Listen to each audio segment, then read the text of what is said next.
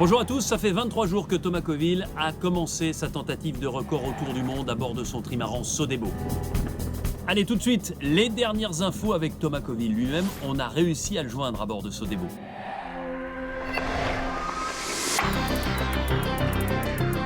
Lundi 28 novembre, 13h, Thomas Coville a passé le cap Lewin. Il navigue maintenant entre l'Australie et l'Antarctique. Là, d'arriver au Cap Lewin et d'avoir un bateau en parfait état de fonctionnement, alors que j'ai touché une baleine 2 fois, j'ai réparé et tout, c'est une petite victoire. Depuis 5 jours maintenant, j'ai eu une fois où j'ai vu le soleil, mais sinon, il fait très gris, il pleut pratiquement tout le temps, et l'eau est à 0 degré ou à 1 degré. Je peux plus manœuvrer sur le pont sans gants, sinon j'ai les mains qui gèlent tout de suite. Alors je les enlève de temps en temps pour faire des petites choses, pour enlever un nœud et tout ça, puis toc, après je remets les gants. Et sinon, cagoule, protéger le nez aussi, qui gèle très vite. Il fait moins 5, moins 10 au ressenti, donc c'est vraiment ça pique.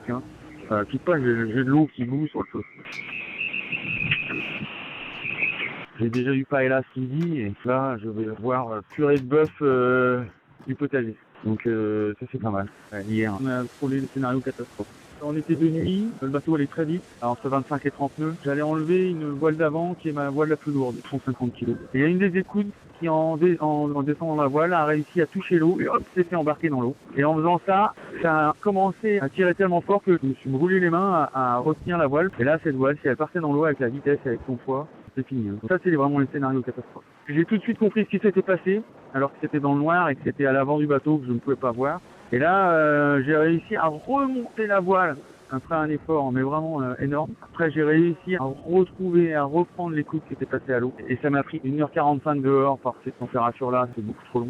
Alors, c'est une petite victoire pour moi, parce que finalement, ça s'est bien fini. Mais je suis rentré à l'intérieur, j'étais transpirant et à la fois gelé. Par contre, je prends un vrai énorme plaisir à être là, dans la compète, dans la glisse, dans la vitesse, dans la sensation de faire un truc hors du commun. Je pense que les musiciens de très très haut niveau, ils peuvent avoir de temps en temps ce plaisir complètement sensoriel d'être carrément dans leur instrument, ils vibrent avec. Et moi, je suis effectivement là-dedans.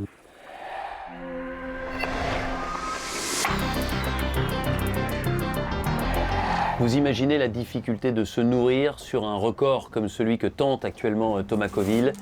La mer, le vent, les difficultés, la fatigue. Thomas, je te vois à genoux comme ça dans ton cockpit. C'est à genoux que tu te mets pour manger ? Oui, parce qu'en fait, à genoux, c'est là où je suis le plus équilibré. Et en fait, comme je vais manipuler de l'eau chaude pour le lyophiliser, je choisis ce que je veux. J'ai 11 plats différents. Ça va du plat thaï à la poule au pot, au risotto. Et en fait, quand j'étais stressé, j'arrivais plus à mâcher. J'avais toute la mâchoire bloquée. Et... Il faut manger liquide dans ces cas-là. Ouais, non, on n'est pas allé jusque-là. On a essayé de recréer finalement autour de ce que je mangeais du plaisir. Est-ce que, outre les produits lyophilisés, tu as la possibilité sur pratiquement 2 mois d'emporter avec toi des produits frais ? Pas toute la durée. J'ai quelques fruits qui tiennent. Ouais, des pommes par exemple, des ça pommes, peut tenir. voilà, c'est ça, des pommes, des pamplemousses. Je m'offre quelques avocats au début. J'ai du pain aussi. Ouais. J'emmène du pain et on fait du pain avec Sodebo que j'emmène et qui dure, allez, 1 mois, un petit peu plus d'1 mois. D'accord. C'est la fin qui est difficile finalement au niveau de la nourriture, parce que là, il n'y a plus rien de frais. Là, il n'y a plus rien de frais. Thomas, il y a une question qui me vient à l'esprit. L'eau que tu utilises, c'est quoi ? C'est de l'eau minérale ? Pas du tout, non. J'ai une toute petite réserve d'eau en cas de chasse, en cas de sécurité. Pour être précis, c'est 18 litres. Et sinon, non, je produis toute l'eau avec un désalinisateur à bord. C'est-à-dire que tu prends de l'eau de la mer, voilà. Tu la dessales. En fait, on l'enfonce dans un filtre et on appuie très fort et on en ressort de l'eau douce. Mais c'est de l'eau d'un fer à repasser. Donc il n'y a vraiment aucun sel minéralisé. De l'eau déminéralisée. Exactement. En fait. Thomas Coville est à coup sûr un aventurier des temps modernes. Et ce qui est génial, c'est qu'il nous permet de vivre son aventure, cet exploit, cette tentative de record par procuration. Alors des journalistes, des animateurs, des sportifs, des artistes ont tenu à l'encourager et à lui dire combien ils étaient admiratifs de l'exploit qu'il est en train de réaliser. Regardez.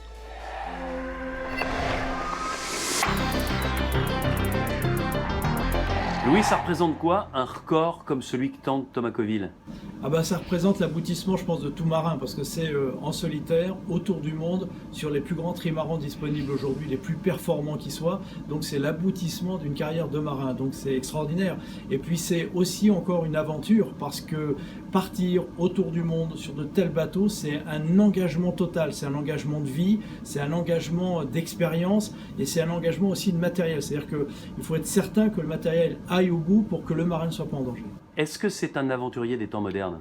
Ah oui, totalement. C'est vraiment une des dernières aventures des temps modernes. Il y a explorer l'univers, on est en train d'y repenser. Il y a explorer le fond des océans, on ne connaît pas encore tout. Et puis il y a explorer notre surface, et la surface, le faire sur des océans comme ça, à travers cette course autour du monde, oui, c'est encore une aventure des temps modernes. Si, imagine Thomas, il est en mer en ce moment, qu'est-ce que tu aurais envie de lui dire?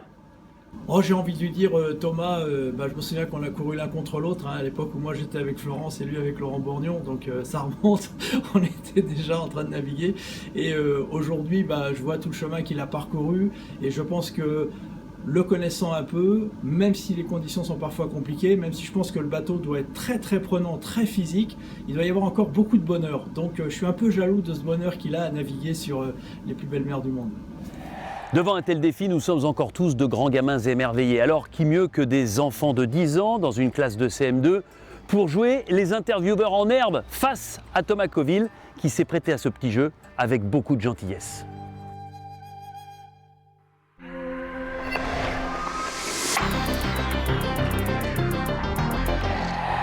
Bonjour, je m'appelle Axel, j'ai 10 ans.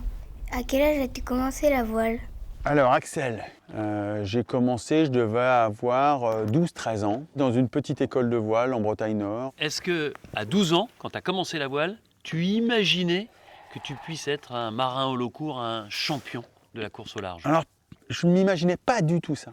Et c'était même, je pense, une clé de la réussite. Je pense que quand on ne se met pas la pression de se dire il faudra que je sois comme ci, ou il faudra que je sois un tel, ou il faudra que je sois... souvent on est déçu et souvent on se trompe.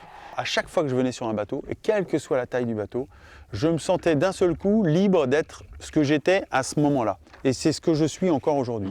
C'est-à-dire que quand j'étais un petit garçon, quand on me mettait sur un optimiste, d'un seul coup, j'étais le petit Thomas et j'observais le vent autour de moi, la mer, je ressentais des choses et ça n'a pas changé. Et aujourd'hui, même la transition que j'ai quand je passe de la terre à la mer et que je monte sur un bateau, ça me redonne à chaque fois cette sensation de nouveau être le petit Thomas que je suis resté.